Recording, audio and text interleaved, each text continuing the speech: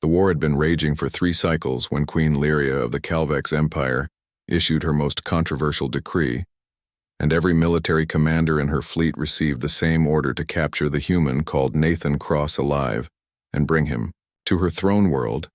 And the young queen, who had inherited her crown at merely 20 years old, wanted this one human more than she wanted victory itself. Nathan Cross stood at the viewport of his damaged ship, watching the purple nebula stretch across the darkness like spilled wine.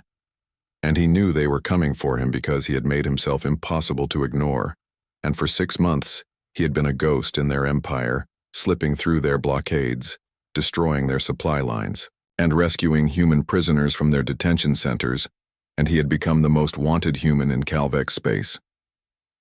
The quantum scanner chirped softly, and Nathan glanced at the display showing 15 Calvex warships dropping out of faster-than-light travel in a perfect encirclement pattern, and they had found him just as he knew they would because he had stopped running 3 days ago. His first officer, Lisa Martinez, appeared beside him with concern written across her weathered face, and she had served with Nathan since the war began, following him through impossible situations that should have killed them both. And she placed a hand on his shoulder. "You know this is insane, and they will kill you the moment you set foot on that throne." Ship Nathan shook his head slowly while keeping his eyes on the approaching vessels, and their sleek designs reflected the Calvex obsession with deadly efficiency. "They want me alive, and Queen Lyria does not issue orders. She does not mean to enforce. But why does she want you, and what could she possibly gain?" Nathan turned to face his loyal officer, and the weight of his decision showed in the lines around his eyes. "Because I am going to end this war, and the only way to do that is to talk to the one person who can actually stop it." Lisa stared at him in disbelief, and her hand fell away from his shoulder. "You are going to surrender." "Not surrender and negotiate. The Calvex do not negotiate with humans, and they consider us little more than insects." Nathan smiled grimly and moved toward the communications console. "Then I will teach them otherwise." He opened a channel on all frequencies, and his voice broadcast across the void to every Calvex ship in range. "This is Nathan Cross, and I am broadcasting to the fleet of Queen Lyria, and I understand you have orders to capture me, and I am prepared to surrender myself voluntarily on one condition." Static filled the bridge for several heartbeats before a melodic voice responded, and the translator rendered it in smooth English, though Nathan could hear the alien harmonics underneath. "This is Commander Vex of the Royal Guard, and state your condition. Human, I will come aboard your flagship and submit to transport to your queen. But my crew and my ship go free." There was a longer pause, and Nathan imagined the Calvex commander consulting with her superiors while trying to understand why a human would surrender. "Your terms are acceptable, and prepare for transport." Lisa grabbed his arm with desperation. In her grip, "Nathan, please." He covered her hand with his own and met her eyes. "Get the crew home and tell command what I am doing. And if I do not return, then at least they will know someone tried. What if she kills you? Then she kills me. But I do not think she will. Why? Because she is 23 years old and she inherited a war she did not start. And I have studied every decision she has made since taking the throne. And she does not want this war any more than we do." The transporter beam caught him mid-breath, and Nathan felt the familiar dissolution of his molecules before reforming on the deck of a Calvex warship, and 3 guards surrounded him immediately, with weapons trained on his chest, and their armor gleamed like oil slicks catching light from unknown spectrums. Commander Vex stepped forward, and she was tall like all Calvex women, standing nearly 7 feet, with skin that shimmered between deep purple and midnight blue, and her eyes held 3 irises arranged in a triangle pattern that marked her as military elite. "You are either very brave or very foolish, human." Nathan met her tri-eyed gaze without flinching. "I prefer to think of myself as practical." She studied him for a long moment, and her head tilted in a gesture that seemed both alien and strangely familiar. "The Queen will decide what you are, and come." They led him through corridors that curved in ways human architecture never would, and the ship seemed grown rather than built, with surfaces that felt organic under his palms when he steadied himself against the artificial gravity, and Calvex crew members stopped to stare at him, and he heard their whispers in their musical language. The throne ship awaited them in orbit around CalvexPrime, and Nathan caught his first glimpse of the royal vessel through a viewport, and it dwarfed every other ship in the system, stretching nearly 10 miles from bow to stern, and its hull rippled with colors that human eyes struggled to process. They transferred him via shuttle, and Nathan spent the journey studying his guards and their body language, spoke of confusion and curiosity rather than hatred. One of them finally spoke in halting English. "Why do you surrender?" Nathan considered his answer carefully. "Because sometimes, the bravest thing a warrior can do is stop fighting." The guard made a sound that might have been laughter. "The Queen will like you or kill you, and there is no middle ground with Queen Lyria." The shuttle docked, and Nathan walked through passages that grew progressively more ornate until they reached a chamber that could only be the throne room. And it stretched upward for hundreds of feet with walls that seemed to be living crystal, and light moved through them in patterns that suggested meaning, beyond human comprehension. At the far end sat a figure on a throne that appeared carved from a single massive gemstone Queen Lyria of the Calvex Empire. Rose as Nathan approached, and he had seen images of her from intelligence reports, but they had not prepared him for the reality of her presence, and she stood nearly 8 feet tall with skin that shifted through shades of violet and indigo, and her hair moved like it was underwater, flowing in currents no human could feel, and her 3 eyes focused on him with an intensity that made him feel transparent. She wore robes that seemed woven from starlight itself, and a crown of what looked like crystallized void rested on her head. The guards forced Nathan to his knees, but he kept his head up, meeting the young queen's gaze. "You are Nathan Cross," her voice filled the chamber without her needing to shout, and the translator rendered it with an unexpected warmth. "You have cost my empire 17 supply convoys and 4 military installations, and you have freed over 2,000 human prisoners, and you have killed 342 of my soldiers." Nathan felt the weight of those deaths, and he nodded slowly. "I have." Commander Vex stepped forward with her weapon still trained on. "Nathan, Your Majesty, and shall I execute him?" Lyria raised one elegant hand, and her fingers were longer than human proportions, with an extra joint that allowed impossible, graceful gestures. "No, and everyone leave us." The throne room erupted in protest, and military advisors and guards all spoke at once in their musical language. But Nathan caught enough through the translator to understand their horror at being left alone with him.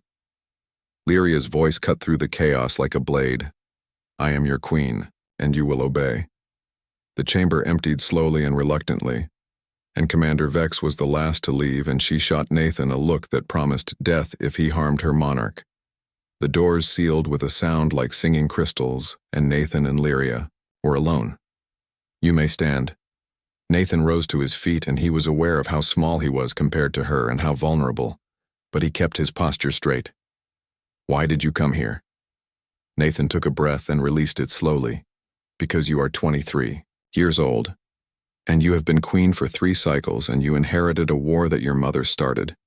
And every decision you have made has attempted to minimize casualties on both sides. Even when your military council pushed for aggressive action, Lyria descended from her throne, and each step seemed choreographed by the universe itself. You have studied me, as you have studied me, and why else would you issue orders for my capture specifically?" She stopped 10 feet away, and her robes settled around her like fog. "You are correct, and I did not want this war, and my mother believed humans were a threat to our expansion, and she attacked your colony worlds without provocation. Then end it. If only it were so simple, and my military council wants your complete surrender, and your people demand reparations, and both sides have lost too much to simply stop." Nathan stepped closer and cutting the distance between them in half. "What do you want?" Lyria's 3 eyes studied him, and he saw something in them that surprised him completely, and she looked tired. "I want my people to stop dying, and I want your people to stop dying, and I want to inherit an empire worth leading, instead of one built on ashes and blood. Then we negotiate peace. My council will never agree." Nathan moved closer again, and now only a few feet separated them. "Then we go over their heads. How you broadcast our negotiations, and you make it public to both our peoples, and let them see their queen trying to end the war, and let them see a human willing to die trying to stop the fighting it, and angular." And they moved with a grace that made human movement seem clumsy by comparison. Captain Barnes led the way down the ramp in the diplom. Attic team followed in order of rank, and Amanda was third in line, and her heart hammered against her ribs as they approached the waiting aliens. And she could see now that the tall figure at the center was female, and she wore robes of deep crimson that seemed to move independently of any breeze, and her skin was the color of polished silver, and her eyes were a swirling mixture of gold and violet. The human delegation stopped at the prescribed distance, and Captain Barnes prepared to offer the greeting bow that had been rehearsed 100 times, and Amanda watched the Valtorian leader, and she tried to read the alien's expression, but the facial structure was too different, and she couldn't interpret the subtle movements. Then the Valtorian leader moved, and Amanda's breath caught in her throat. She bowed, not a small acknowledgement and not a gesture between equals, and the Valtorian leader folded herself forward in a deep bow that spoke of genuine respect, and the entire Valtorian delegation followed her lead, and they bowed to the humans with a synchronization that must have required extensive practice. Captain Barnes recovered first, and he returned the bow, and his voice was steady as he spoke the formal greeting and carefully practiced. Valtorian and Amanda and the others bowed as well, and she felt a mixture of relief and confusion rushing through her mind, because this was not what anyone had expected. The Valtorian leader straightened, and when she spoke, her voice was musical, and the translator device in Amanda's ear rendered it into English with only a slight delay.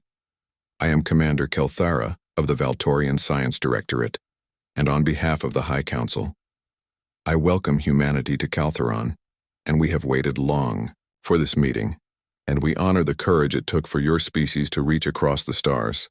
Captain Barnes introduced himself, and then each member of the team, and when he came to Amanda, she stepped forward slightly and bowed again, and Kelthara's eyes fixed on her. And Amanda felt the weight of that gaze, and it was intense and curious and somehow warm. Lieutenant Amanda Price and xenolinguistic specialist, Kelthara's expression shifted in a way that might have been a smile, and fascinating. "And your language structure is remarkably complex, and I look forward to learning more about it." The formal reception proceeded smoothly, and the humans were guided into a building that defied architectural logic, and its interior seemed larger than its exterior, and the walls displayed images of Valtorian history. And Amanda saw scenes of scientific achievement and artistic creation, and very little that spoke of warfare or conquest. They were brought to a conference chamber where refreshments had been prepared, and the Valtorians had clearly studied human dietary requirements, because the food was not only safe, but surprisingly appetizing. And Amanda found herself seated near Kelthara, and the alien commander seemed deliberately positioning herself close to the human linguist. The discussions began with the expected diplomatic formalities, and Captain Barnes and the Valtorian Council representatives talked about trade possibilities and cultural exchanges, and the establishment of an embassy, and Amanda's role was primarily to observe and ensure that nothing was lost in translation. But she found her attention drawn repeatedly to Kelthara. The Valtorian commander asked questions that went beyond simple diplomacy, and she wanted to know about human literature and music and philosophy, and Amanda answered as best she could.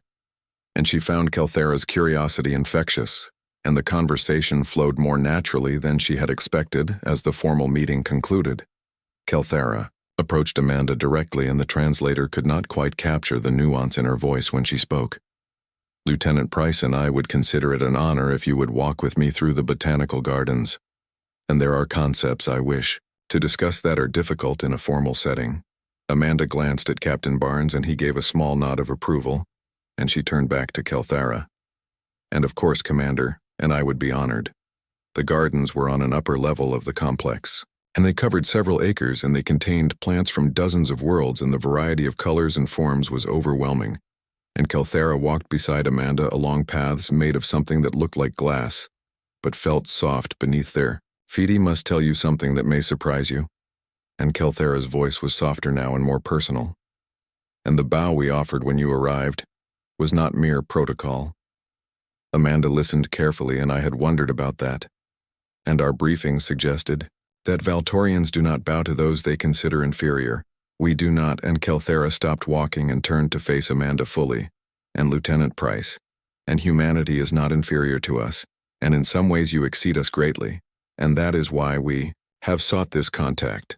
Amanda felt confusion rising, and I don't understand.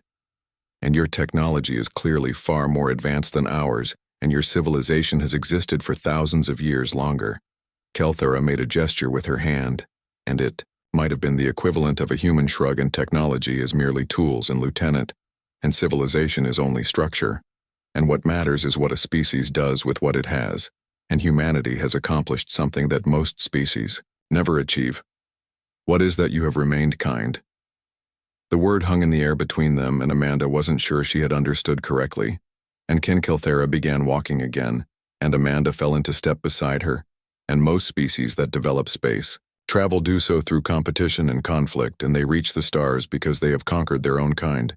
And they bring that conquest mentality with them, and they see the galaxy as a place to dominate or to fear, and humanity is different. Your species developed space travel through cooperation. And yes, you have conflicts, and yes, you have made mistakes. But the overwhelming thrust of your civilization is toward helping each other. And we have studied your broadcasts and your cultural exports, and we see a species that tells stories about hope and redemption and working together. And Kelthera's eyes seem to glow a little brighter. And do you know how rare that is? Lieutenant Amanda thought about Earth's history and about all the wars and injustices and cruelties that had marked humanity's path. And I'm not sure we deserve that assessment, Commander. And we have done terrible things to each other. Every species has darkness. And Kelthera said gently, and what matters is whether you learn from it and whether you choose to be better, and humanity chose to be better. And when you reached the stars, you did not come as conquerors, and you came as explorers and as friends. And Kelthera stopped again. And this time, they were beside a pool of water that reflected the purple sky. And that is why we bowed to you. Amanda felt emotions welling up that she couldn't quite name. And she had been trained to maintain professional distance, but something about Kelthera's words reached past all her defenses. And thank you, Commander. And that means more than you know. Please call me Kelthera. And we are not in a formal setting. And I would like to consider us friends if that is acceptable. Amanda smiled, and only if you call me Amanda. Kelthera's face moved in what was definitely a smile, and Amanda, and a beautiful name. They walked for another hour, and they talked about everything and nothing. And Amanda learned that Kelthera was considered brilliant, even by Valtorian standards, and she had doctorates in 7 different scientific fields, and she had been chosen to lead the first contact team specifically because of her ability to understand alien perspectives. And Kelthera learned that Amanda had grown up in a small town in Colorado, and she had always been fascinated by languages. And she had joined the diplomatic corps because she wanted to build bridges between different peoples. When they returned to the conference center, the formal meetings were concluding, and Captain Barnes was clearly pleased with the day's progress, and the Valtorians had agreed to a cultural exchange program, and to sharing certain non-military technologies, and to establishing permanent embassies on both worlds. That evening, the human delegation was housed in quarters that had been prepared specifically for them, and the rooms were comfortable, and they had been designed with human needs in mind. And Amanda found a personal message waiting on her datapad. It was from Kelthera, and the message was simple, but it made Amanda's heart beat faster. Today was the beginning of something important, and I'm grateful that you were here to share it, and sleep well. Amanda Price, and I hope we will talk again tomorrow. Amanda read the message 3 times before she finally set the datapad aside, and she lay in the alien bed and stared at the ceiling and wondered what was happening to her, because she felt drawn to Kelthera in ways that went beyond professional interest and ways that were probably complicated and definitely against at least a dozen regulations. Laria turned away, and her hair swirled with her movement. And if my council stages a coup, then you were not the queen. I thought you were. She laughed, and the sound was like wind chimes. In a storm, you are either the bravest human I have ever encountered, or the most foolish, practical, and remember. Lyria turned back to face him, and something had shifted in her expression. I could kill you right now and no one would question it. You could, but you will not. How can you be certain because you ordered my capture instead of my death? And because you sent your entire council away to speak with me alone? And because you are tired of watching people die? The young queen moved closer, and now they stood near enough that Nathan could see the patterns in her skin that shifted like auroras. What is your proposal? Human. Nathan outlined his plan, and broadcasting their negotiations and prisoner exchanges in ceasefire zones and gradual withdrawal of forces and reparations from Calvex to human worlds and cultural exchanges. To build understanding, Lyria listened without interrupting, and her 3 eyes never left his face. My military council will call this weakness. Some of my people will call it surrender. Then we both take that risk. She studied him for a long moment and extended one hand toward him and her palm up in a gesture that seemed universal. I accept your proposal, Nathan Cross, and we will negotiate peace, and if we fail, then at least we tried. Nathan placed his hand in hers, and her skin felt cool and smooth, and her fingers wrapped around his hand completely. If we fail, then we both die. Trying. Lyria smiled, and the expression transformed her face from regal to almost human. Then let us hope we do not fail. The negotiations lasted for 3 weeks, and true to her word, Lyria broadcast every session across both empires, and Nathan sat across from her at a table made of living crystal, and they argued and debated and slowly built the framework for peace. The Calvex Military Council protested loudly, and 3 admirals attempted to arrest Nathan during the 2nd week, but Lyria had them removed from their positions. Human Command sent ambassadors who arrived skeptical and left cautiously hopeful. Nathan learned about Calvex culture and their music that existed in frequencies humans could not hear, and their poetry that required 3 voices speaking simultaneously, and their deep connection to the quantum foam that made up reality. Lyria learned about human resilience and their art, and their stubborn refusal to give up, even when facing extinction. They worked late into the cycles and often alone after their advisors had left, and Nathan found himself looking forward to these quiet moments when Lyria would drop her regal bearing and simply talk. On the 15th day, she asked him about Earth. What is it like in your homeworld? Nathan described oceans and forests and mountains and the way sunlight looked filtering through autumn leaves, and Lyria listened with her 3 eyes reflecting. Wonder. It sounds beautiful. It is. And what is? Calvex Prime. Like Lyria gestured, and the walls of the chamber shifted to show sweeping crystalline landscapes and skies that rippled with colors humans had no names for. My world sings, and the crystals resonate with the quantum vibrations of space itself. And when I was young, I would lie on the cliff faces and listen to the universe. Nathan smiled. Would like to hear that someday. Perhaps you will, and if we succeed here. On the 20th day, the military council staged their coup, and Admiral Thex arrived with a battalion of Royal Guard, and they surrounded the negotiation chamber with weapons. Charged Lyria stood from her seat with rage radiating from her in waves that Nathan could almost feel. What is the meaning of this? Admiral Thex stepped forward, and her armor marked her as one of the most decorated warriors in the Empire. You are unfit to rule, and this human has corrupted you, and the council has voted, and you are removed from the throne. Nathan rose slowly, and his hand moved toward the weapon he had been allowed to keep as a gesture of trust. Lyria glanced at him and shook her head slightly. Do not. But trust me. She turned back to Admiral Thex and drew herself up to her full height.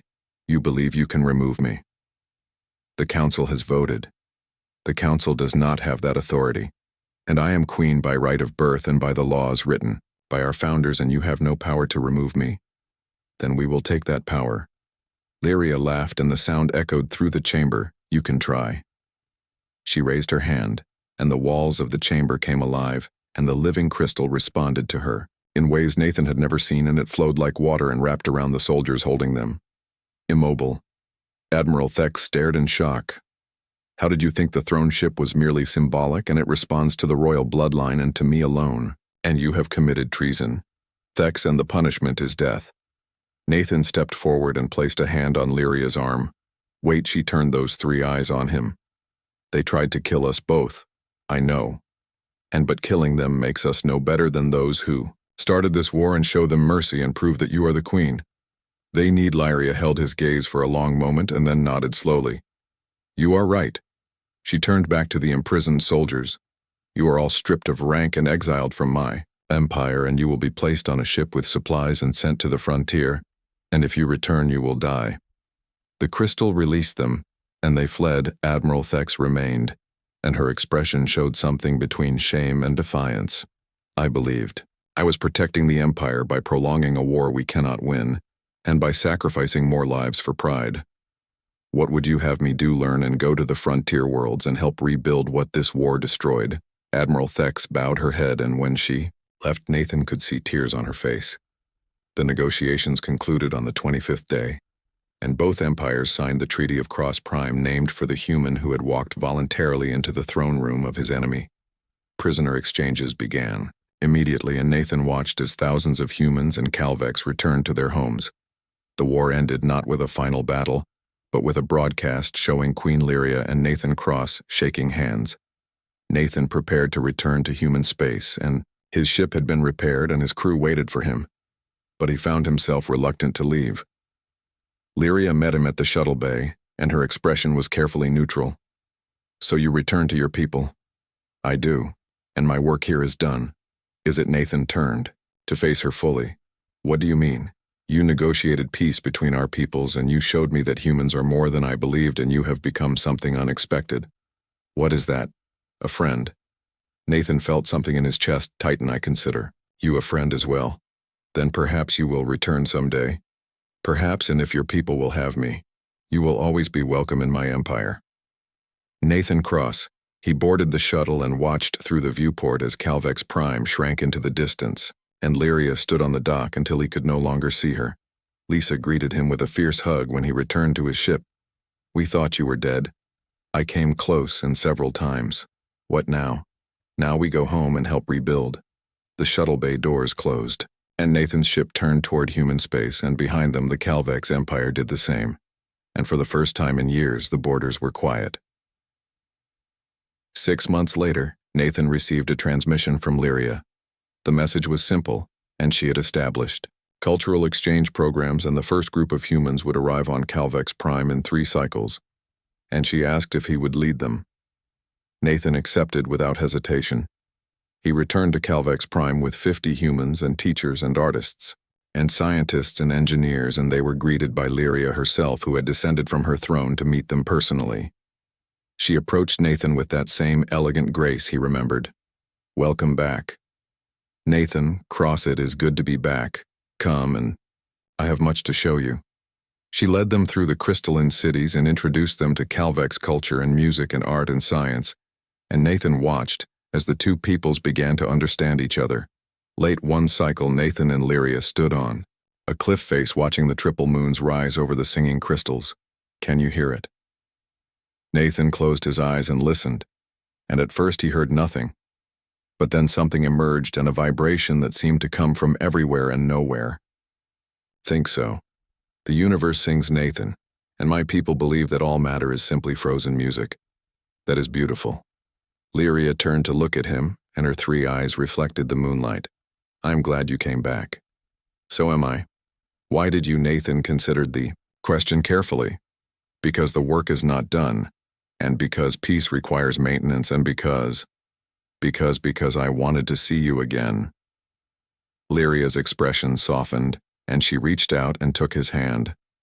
I am glad. They stood together on the cliff, face listening to the universe sing, and around them both empires worked to build something new. A year after the treaty, Nathan and Lyria announced a joint human Calvex colony on a neutral world, and the first of many that would span the space between their empires. 2 years after the treaty, Nathan was appointed as permanent ambassador to the Calvex Empire.